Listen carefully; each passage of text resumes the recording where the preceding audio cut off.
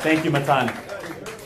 First of all, thank you everyone for coming out tonight. I just want to first say thank you to the wonderful organization, Imtaritsu. I'm probably butchering the pronunciation. I'm going to do that all evening, so I apologize for my horrible American English accent. I was very pro-Israel before this trip, but I'm just on fire to continue to advocate for this moral and godly country, seriously. And I'll kind of walk you through the last 48 hours. It was a real eye-opening experience for me. The Western media has become so good at lying about this country. And again, I'm very, very pro-Israel. I'm an evangelical Christian. I'm a conservative. I'm a Trump supporter. I'm a Republican. All the good things. For my whole life, I have defended Israel. But even with that, I was programmed by the Western media to have certain lies programmed into my head. So, for example, we were on the Hill yesterday in Hebron, and I asked, where are the tents? No, seriously. I said, where are all the refugee camps? I've been told my entire life that this city is a refugee city. And everyone laughs. There's malls, there's shopping centers, it's 97% Arab. And it was so eye-opening to actually see it firsthand, because I went in thinking it was going to be an actual refugee camp. So that was an eye-opening experience. And then today, we had an amazing opportunity. We flew in a helicopter all the way up to the Golan Heights, which, I mean, I'm going to, for the rest of my life, and hopefully in this presidential term, advocate for the international community to recognize the Golan Heights as a true part of Israel. Where it all kind of came together was when I was asking, our wonderful helicopter pilot, who is a hero from the first Lebanon war, amazing guy, and he was walking me through all the different zones. And I said, when will it be enough for the Arabs? Like, when will it be enough? And he said it very simply. He said, when all the Jews are dead. And it hit me. It said, if you do a thought exercise, a hypothetical, which is if the IDF took 10 days off, what would happen? Israel would be gone, and the Jews would be, become persecuted again. If all the Arab nations took 10 days off, no armaments, everything would remain the same. Everything. Which side is moral and which side is immoral? Something that I'm going to use really in my advocacy in the States and the media that I do is, how could anyone be occupying their own land? Can anyone explain that to me? Because the Jews have been living in this land for thousands and thousands of years.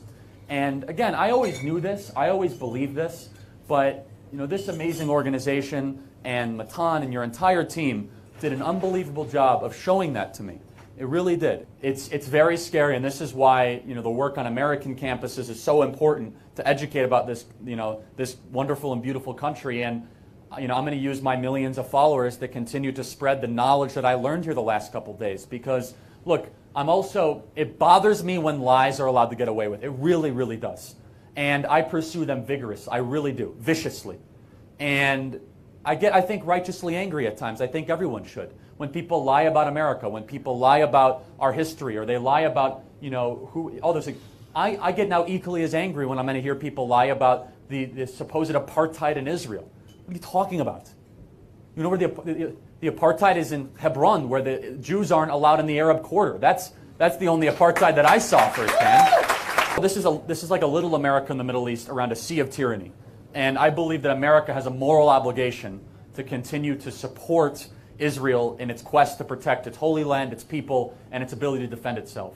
One of the most ironic things I have to do every single year is I go to college campuses and I have to tell Jews why they should love Israel. No, it's one of the most unbelievable things I've ever done in my life, where I have to tell Jews that this is a moral and good country. I'll let you guys all figure out why that is. I'm not going to try to tell you that. There's a lot of different theories I have. I actually still haven't totally figured it out. But American Jews are some of the most anti-Israel people that I've come across in the States, actually. It's absolutely unbelievable. So many people came out for this. We're so deeply appreciative of it. And we're going to keep on fighting on campuses, mostly in America, but all around the world. Can't say enough great things about this amazing organization. I can't pronounce it yet, but I will. Imtaritsu, right? Okay. And with the amazing picture of Herzl here. And God bless you all. We have your back. So thank you, guys. Wow. Now I understand why Shelike likes to support Israel. This is support didn't start today. It started since like 6 years ago. This video is a 6 years ago video that I came across on the internet, and I was like, wow, I need to actually react to this video. And that's when it started supporting Israel, even before this whole thing between Hamas and Israel started.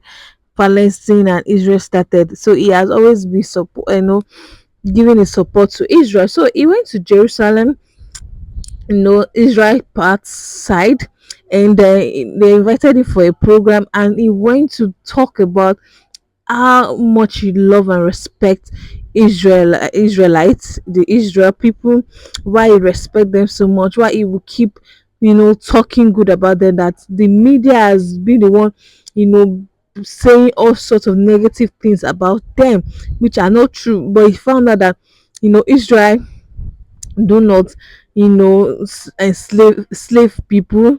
They do not have refugees that they treat. It's not a country that they treat people badly. So he said he will keep announcing, and you can see now most of his debates he always have his students is always supporting Israel.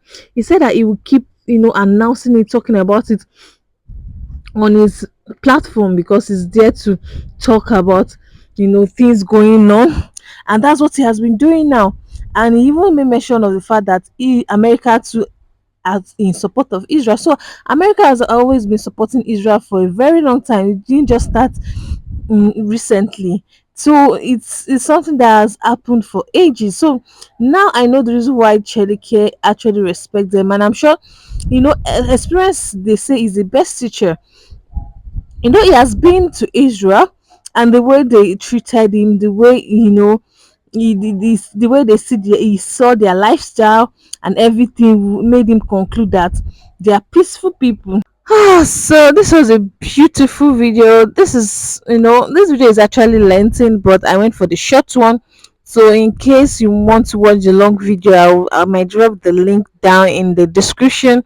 It's like 1 hour long video. I'm sure in that video he spoke a whole lot about Israel, and in this clip is just the important parts the person gathered together for us to watch. And I'm so flabbergasted. I'm still surprised that Chelike has always been supporting Israel for a very long time. It's been ages. It didn't just start today. The love he has for Israel is so massive. Is so massive, and I love the fact that I love when people say I stand for you, and they show it, and they do not let things around them or what people say discourage them from supporting you. It's just like you having a friend or somebody, and you say, oh, I trust you, I stand by you. And even though people try to lie against the person, find way to say all manner of things, that this person is evil, this person is that, as long as you know who the person is, you keep on standing for the person. Anything that will make you doubt the person, that means the love and the love you have for the person is not genuine or is not strong enough. So you can see that you have a lot of love for Israel, and that was a beautiful one. Let me know your point of view, guys. Thanks so much for watching. I'll see you in the next one. Bye.